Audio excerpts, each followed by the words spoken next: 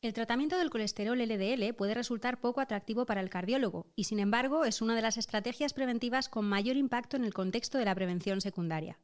A priori, este tratamiento es más sencillo que el de la insuficiencia cardíaca o el antitrombótico en la cardiopatía isquémica, pero alcanzar los niveles objetivos en los pacientes continúa siendo un reto.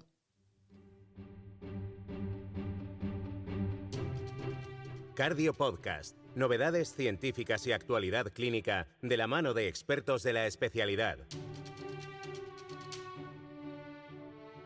Suscríbete al canal Cardio Podcast y escúchanos en Google, Apple y Spotify.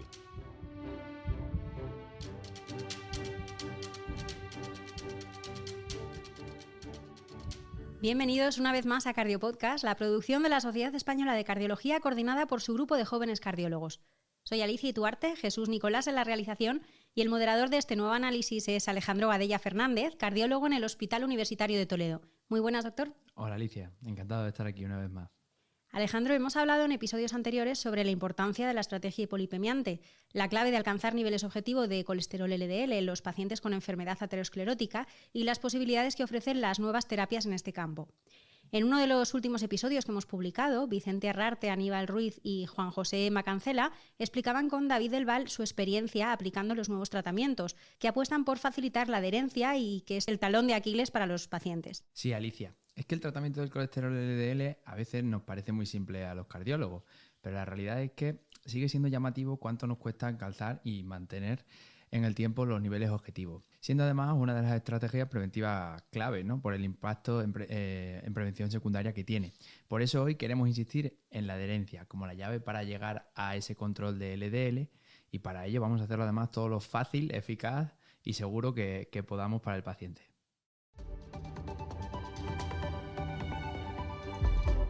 Cardio Podcast, episodio realizado con la colaboración de Novartis.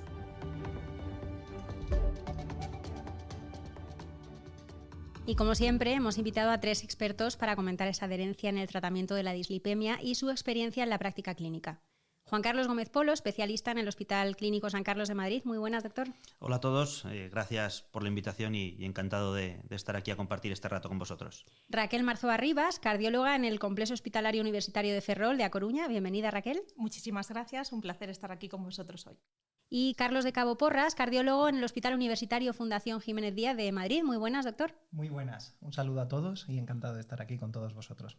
Bueno, vamos a empezar con un tema que ya comentamos en podcasts anteriores sobre el tratamiento de hipolipemiante, pero del que me gustaría conocer un poco vuestra opinión. En vuestra experiencia, ¿cuál creéis que son los principales limitantes que tenemos para alcanzar los niveles de LDL? Esta es una pregunta que quizá daría para hablar casi todo el podcast, y yo creo que ya has tirado un primer lance en la introducción. Este problema creo que tiene dos vertientes. La primera es alcanzar los niveles objetivo y la segunda es mantenerlos en el tiempo. Entonces tenemos que incidir en estas dos vertientes. Quizá el principal elemento que hay que analizar es que van a ser tratamientos crónicos. Tenemos que acompañar a los pacientes que deben alcanzar estos niveles objetivo durante un camino que abarca el resto de su vida. Entonces, son tratamientos crónicos para una entidad, para una hipercolesterolemia que es asintomática hasta que el paciente tiene un evento. Además, clásicamente son tratamientos, los tratamientos clásicos de la hipercolesterolemia casi siempre han tenido una muy mala prensa a nivel social, y además, esto yo que soy cardiólogo clínico y que hago clínica, pues creo que tenemos que ser un tanto autocríticos y decir o reconocer que a veces fallamos en el dedicarle tiempo a hacer partícipe al paciente de por qué tiene que alcanzar esos niveles objetivo, durante cuánto tiempo tiene que tomar la medicación, argumentárselo, y creo que esta es una de las principales áreas de mejora, ¿no? Cuántas veces vemos a pacientes en la consulta que nos dicen que han dejado la medicación porque tenían bien el LDL, ¿no? Y esto es un problema que es frecuente. No sé qué opináis, Raquel y Carlos. Pues yo estoy totalmente de acuerdo de que hay doble reto. Uno es alcanzarlo pronto, ese LDL bajo, y después que se mantenga, que es un reto todavía más difícil. De limitaciones importantes veo en la enfermedad y el paciente que no percibe el riesgo porque está asintomático. es efectivamente una enfermedad crónica y el paciente a veces es difícil empoderarlo, ¿no?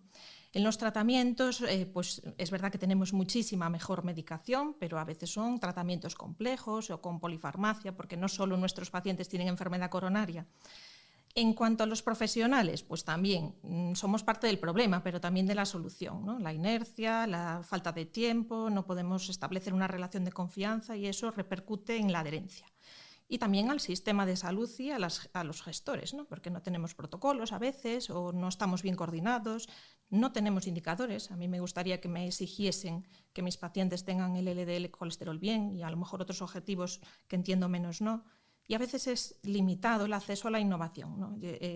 O no son criterios homogéneos en España, ¿no? Porque a veces nos piden 2 LDLs colesteroles más de 100, a veces nos piden que el Orion 4 ya tenga resultados, como en Galicia, o que tengamos que poner 2 estatinas de alta potencia para demostrar que no conseguimos el objetivo.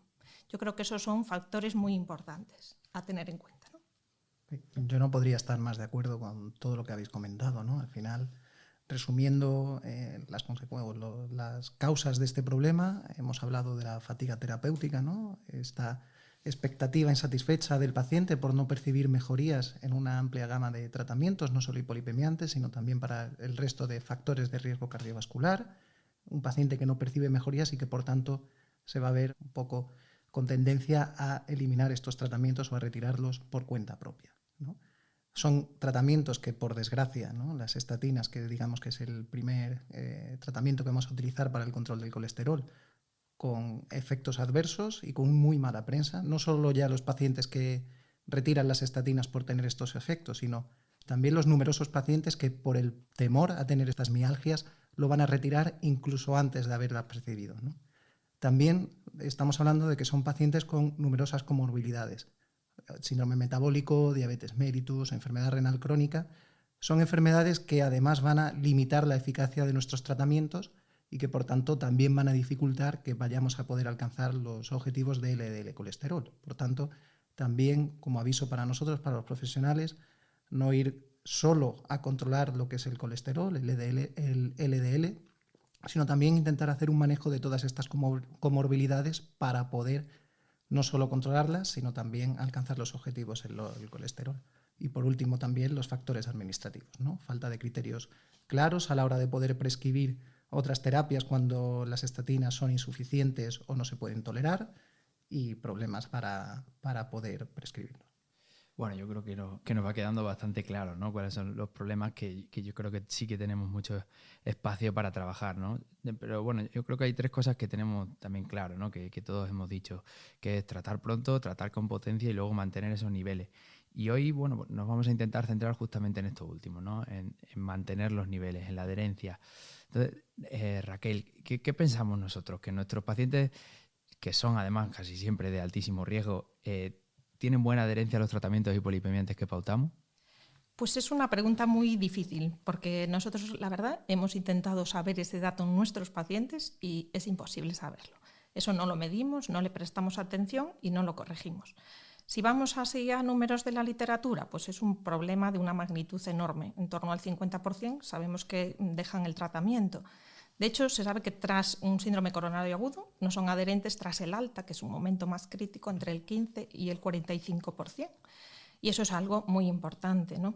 A los 2 años, el 50% de los pacientes no toman estatinas y además algo muy importante yo creo que es recordar que hay un porcentaje de eventos que son atribuibles a esa falta de adherencia, ¿no? Y que se sitúa en Europa en un punto cercano al 10%, que creo que es algo que tenemos que tener en cuenta. Parece como en una fase inicial tenemos la sensación de que sí que, ¿no? Al alta, tras la primera consulta, que sí que tienen buena adherencia, pero la realidad es que no vemos a distancia, ¿no? Y a los 2 años pues ya vemos los datos que nos está comentando Raquel, ¿no? Y Juan Carlos, esto es un poco cómo lo solucionamos, ¿no? ¿O en qué estamos fallando ahí? Sí, Raquel creo que lo ha resumido perfectamente en su primera intervención. No disponemos de protocolos y los protocolos que hay son marcadamente heterogéneos.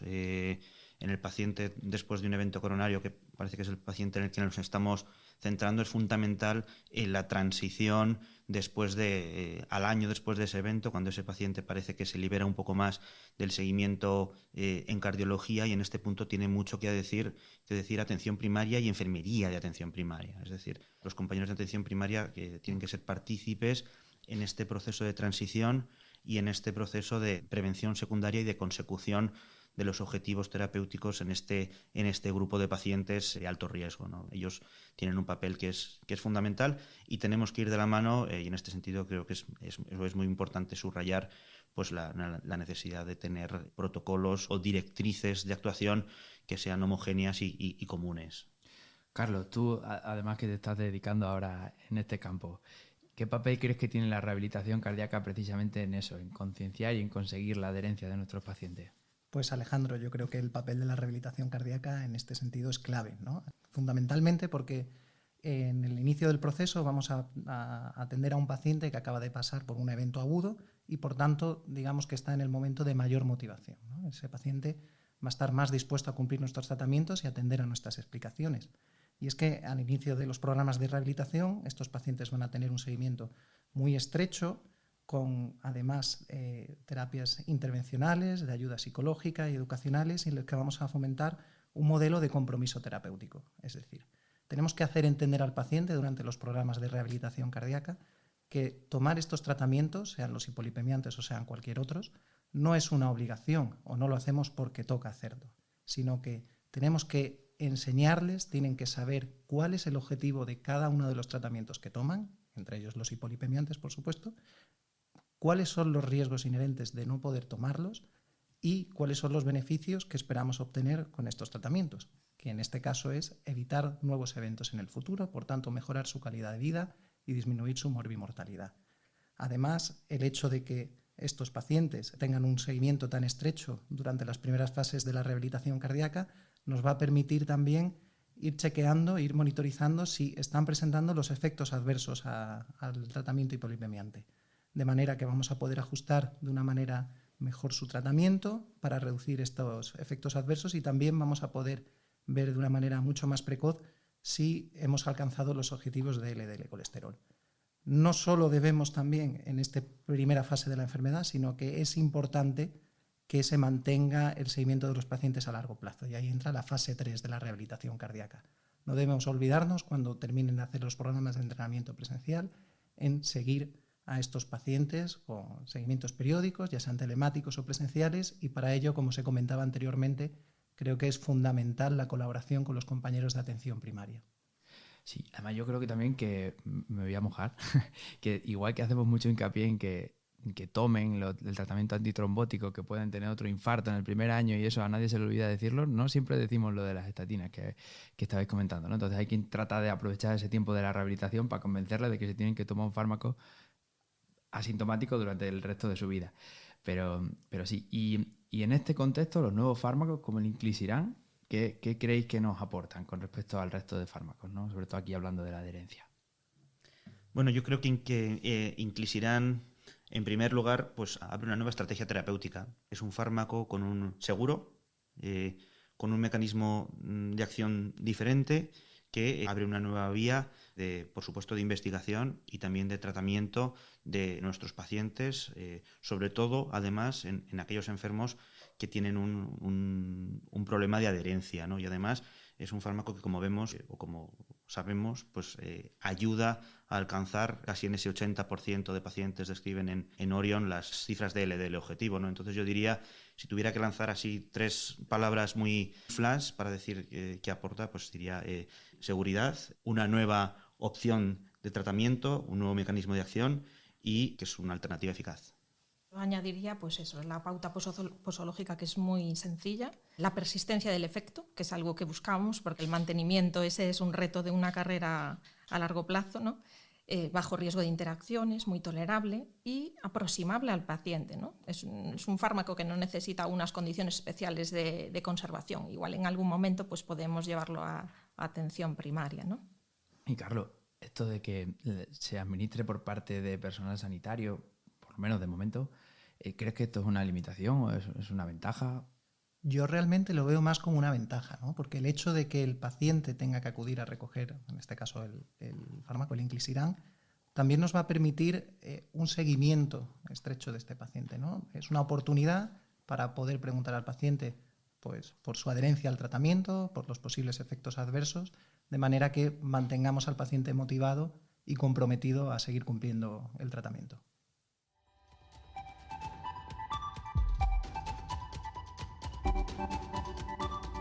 Estás escuchando Cardio Podcast.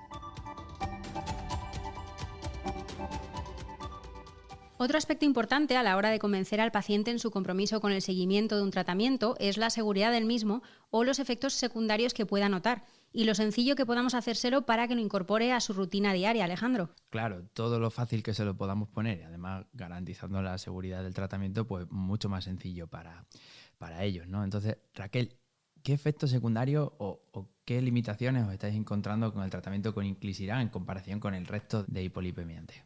Pues la verdad es que seguramente tenga menos experiencia que mis compañeros, porque en Galicia está un poquito limitada su uso, pero desde luego la tolerancia es excelente, ¿no? Va acorde a todos los estudios, seguridad además a largo plazo, la tranquilidad de no afectación muscular, hepática, renal, no aparece diabetes, se puede prescribir en insuficiencia renal. Creo que es todo ventaja. Sí que habíamos aprendido ya mucho con los IPCSK9, ¿no? Que nos daba a los cardiólogos un poquito de miedo los inyectables, pero eso ya lo hemos superado. Esos eventos adversos a nivel del punto de administración, que en general son leves y muy poquitas veces tienen que discontinuar el fármaco el paciente. ¿Y vosotros, Carlos? Mi experiencia, lo que llevamos utilizándolo de momento, es buena, ¿no? Y acorde con lo que hay publicado en los ensayos clínicos. Es un fármaco bastante seguro, con pocos efectos adversos y limitados en el lugar de administración, que generalmente además son leves y que no van a requerir un tratamiento para que estos desaparezcan, ¿no? Con una potencia a la hora de bajar el colesterol LDL pues parecida también en lo que llevamos nosotros utilizándolo y que además está facilitando la adherencia al tratamiento para nuestros pacientes. Sí, nosotros vamos en la misma línea. En nuestra experiencia en la unidad, de forma testimonial, algún efecto adverso a nivel local, en la zona de administración muy puntualmente, pero ningún otro evento adverso a reseñar. No hemos tenido que discontinuar el tratamiento en ningún paciente y bueno, como decía Carlos, pues es verdad que desde principios de este año pues ya estamos empezando a ver ese efecto sostenido, ¿no? En cuanto a objetivos, que es lo que buscamos, ¿no? Y además que ya de seguridad, no solo con los meses que llevamos poniéndolo el año en nuestros hospitales, ¿no? Pero sino que ya tenemos resultados del Orion 8, donde parece que las dudas sobre la seguridad pues ya no son excusas, ¿no, Juan Carlos? Sí, eso es. Vamos, como mencionaba Raquel, ya tenemos información más férrea en cuanto a su seguridad. Ya se ha constatado que no hay eventos adversos a nivel hepático. Ese temor que había con quizá un aumento en la incidencia de diabetes que se ha descartado en relación a los resultados de este estudio, en el que incluyeron más de 3.000 pacientes, 3.200 pacientes, un porcentaje muy elevado con un seguimiento superior a 6 años y se vio que no hubo una mayor incidencia de eventos adversos, insisto, con consecución sostenida de niveles, ¿no? Nos enseñó el Orion 8, ¿no? Que estos anticuerpos antifármaco, que el porcentaje es bajo, no estábamos acostumbrados a este tipo de reacciones adversas y que no impactan en eficacia y seguridad. Yo creo que es algo que hay que destacar, ¿no? De este estudio. Desde la publicación del estudio SECURE nos ha hecho poner un poco de foco no solo en lo que estamos hablando de la seguridad, sino también en la simplificación del tratamiento como una herramienta clave, ¿no? Entonces, no solo para facilitar la vida a nuestros pacientes, que a veces ya lo que hemos hablado, ¿no? Tienen tratamientos no solo cardiológicos, sino de otras patologías, sino también para reducir eventos. Entonces, Carlos, ¿qué estrategias utilizáis y qué estrategias podemos utilizar en la simplificación del tratamiento hipolipemiante? Pues bueno, Alejandro, lo primero ya lo has comentado tú, ¿no? El estudio SECURE nos ha dado una de las principales claves para simplificar el tratamiento, que es el uso de polipíldoras, ¿no? Además del uso de polipíldoras, también vamos a preferir tratamientos con una posología espaciada o con una administración más infrecuente, que esto también va a mejorar la adherencia al tratamiento de nuestros pacientes y en eso, como comentábamos anteriormente, inclisiran nos va a suponer un gran apoyo, ¿no? Una posología tan cómoda en la que solo se va a requerir 2 administraciones al año. Y por último, también intentar pautar, siempre que sea posible, los tratamientos con menos tasas de efectos adversos. Y, repitiéndome, inclisiran en ese aspecto es un gran fármaco. Claro, y justamente eso iba a preguntar, no solo para lo que haya anunciado Carlos, ¿no? No solo ya para el tratamiento de hipolipemiante, sino ya englobando todo el paciente en síndrome coronario crónico ya o en prevención secundaria, ¿qué estrategias utilizáis, Raquel y Juan Carlos? Bueno, la verdad es que promover la utilización de esas combinaciones fijas, yo creo que, bueno, el SECURE nos lo ha enseñado y yo creo que es una lección muy importante que no solo sirve para el tratamiento de hipolipemiante, ¿no? Y la hipertensión, el resto de factores de riesgo. Cosas importantes que a lo mejor deberíamos de tener ahí en mente es a ver si animar a farmaindustria para que diseñe nuevas combinaciones. Yo creo que todos tendríamos combinaciones en la cabeza, ¿no? Añadir ezetimibe o modificar algún fármaco y en vez de poner atorvastatina, pues también tener la opción de rosuvastatina. Utilizar fármacos innovadores, por supuesto. Es que, claro, si nuestro paciente solo tiene que poner 2 inyecciones al año, eso es claramente mejora la adherencia, ¿cómo no? Como había dicho antes, tal vez podemos aproximar toda esta medicación al paciente sin que tenga que venir al hospital, a lo mejor en una fase más avanzada. Y algo a lo mejor que lo que podríamos mejorar e intentamos mejorar es en ese tratamiento, en ser intensivos en el tratamiento precozmente, no hacerlo en escalada, ¿no? Porque a veces perdemos oportunidades, además de retrasar y no tener ningún beneficio para el paciente. Si somos intensivos al principio, pues alcanzaremos el objetivo, el paciente estará más confortable y evitaremos cambios sucesivos que solo hará que pierda confianza en nosotros posiblemente, ¿no? Y después en este mundo de la inteligencia artificial y demás, pues podríamos buscar en nuestras historias electrónicas alguna manera de conseguir identificar a los pacientes con riesgo de no adherencia, ¿no? Y a esos pacientes ya simplificar pautas. No sé, es así, una idea para los Reyes Magos. Totalmente. Bueno, Juan Carlos, cuéntanos tu idea. Sí, no, yo quería subrayar algo de lo que ya hemos hablado a lo largo de este podcast, y es intentar, además de simplificar el tratamiento, simplificar esa transición del paciente desde que se va de alta. Desde que se va de alta hasta primaria, creo que es fundamental definir de forma clara y concisa, por ejemplo, en los informes de alta, que es un instrumento en el que al que a veces le dedicamos poco tiempo, pues realmente es nuestro instrumento para comunicarnos con el centro de salud y con el resto de compañeros que van a estar implicados en esa prevención secundaria de los pacientes que ya han tenido un evento, ¿no? Entonces es muy importante ahí de manera concisa definir qué objetivos vamos a perseguir en materia de prevención secundaria y explicárselo al paciente con él delante, con bolígrafo y papel, ¿no? Dedicarle unos minutos, que a veces es difícil tenerlos, para explicarle qué objetivos perseguimos, por qué y cuál va a ser nuestro próximo paso si no llegamos a ello, porque también así va a ser una manera de invitar a los compañeros de atención primaria a participar en todo este proceso. Yo creo, también lo estaba diciendo Raquel, y es que yo a veces tengo la sensación de que los pacientes perciben el escalado del tratamiento, especialmente del LDL, ¿no? como un fracaso personal, porque al final se van de alta, ellos, bueno, luego no sabemos al año, pero por lo menos las primeras semanas sí que suelen intentar hacer un esfuerzo nutricional, de ejercicio y demás, intentan portarse lo mejor posible, y luego llegas tú y en la analítica le subes el tratamiento del colesterol y entonces al final ellos lo sienten como un fracaso, que tú le explicas que al final eso tiene poco impacto sobre los niveles objetivos, o al menos a esas cifras, pero si, lo sienten un poco como un fracaso, esa sensación tengo yo, ¿no? Entonces, en este contexto, ¿qué opinión tenéis de probablemente hoy poco posible, ¿no? Pero el contexto del estudio OV-Initiate, en el cual pues dan la vuelta un poco al orden y empiezan poniendo inclisiran en los pacientes como primera opción, ¿no? Entonces, ¿cómo lo ves, Carlos? ¿Esto lo ves una cosa fuera de la realidad a día de hoy? Hombre, desgraciadamente, por cuestiones puramente administrativas, es algo que no podemos hacer hoy, aunque con estudios como el que has mencionado tenemos la certeza de que iniciar tratamientos de alta potencia desde un inicio van a lograr una consecución de los objetivos de LDL colesterol mucho más rápido y por tanto vamos a conseguir que los pacientes eviten esa frustración que comentabas, ¿no? En la que en cada consulta a la que vienen le estamos diciendo que no ha logrado los objetivos de colesterol LDL, y el hecho de lograrlos pronto, sabemos que cuanto antes los consigamos, menos eventos van a tener en el futuro. Por tanto, idealmente Ojalá pudiéramos hacerlo, pero ahí tenemos el muro de siempre, ¿no? Cuestiones puramente administrativas y económicas. Sí, además yo creo que es lo que decimos, una carrera de fondo, y ahí hay que implicar, como decía nuestro compañero Juan Carlos, a atención primaria, ¿no? Enfermería, médicos. Somos pocas manos para intentar que eso se mantenga a largo plazo. Iniciar potente y precoz, sin duda. Pero bueno, el reto también es después, y no debemos de olvidarnos. Y a lo mejor en un entorno más plausible, ¿utilizamos tratamiento combinado con estatinas y ezetimibe de entrada en todos o en algunos no? Juan Carlos. Bueno, de entrada, yo creo que es lo que aporta Inclisiran, ¿no? Inclisiran realmente proporciona la posibilidad de abrir esta puerta, de crear hipótesis de trabajo y de pues ofrecernos esa opción, esa posibilidad en pacientes de alto riesgo.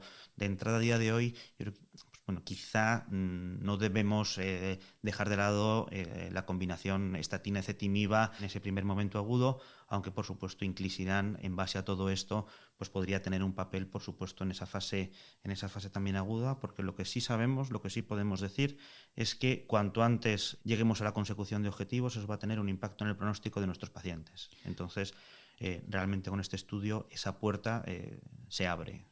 Pues muchísimas gracias, doctores. Creo que hemos agotado el tiempo, pero lo hemos utilizado bastante bien. Ha sido un placer escucharos aquí en estos minutos de análisis en Cardio Podcast. Bueno, muchas gracias a todos. La verdad que Cardio Podcast, como siempre, además de lo interesante de la conversación, está el buen rato que pasamos aquí en esta mesa redonda. Así que nada, muchas gracias por compartir este rato. Un placer haber estado con todos vosotros aquí. Muchas gracias por la invitación. Ha sido un auténtico placer estar aquí con todos vosotros. He disfrutado muchísimo y he aprendido todavía más.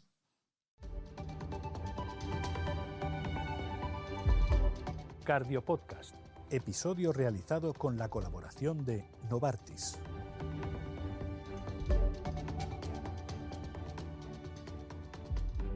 Muchas gracias, Alejandro, a ti también por la parte que te toca, haber moderado este análisis. Gracias a vosotros y a nuestros invitados. Y cuéntanos, ¿qué mensaje final quieres destacar? Bueno, pues yo creo que nos han hecho una buena disección de por qué no estamos alcanzando y manteniendo los niveles de LDL, que al final se resumen en eso, en que tenemos que intentar tratar pronto, tratar intensamente el colesterol LDL, tratar de convencerles que van a tener que tomar un tratamiento de por vida e informarles bien de exactamente los motivos, porque son las claves para poder mantenerlo en el tiempo, y luego pues sí, intentar tratar de simplificarle lo máximo que podamos el tratamiento a nuestros pacientes. Pues con este mensaje tan sencillo y tan complicado a la vez nos quedamos.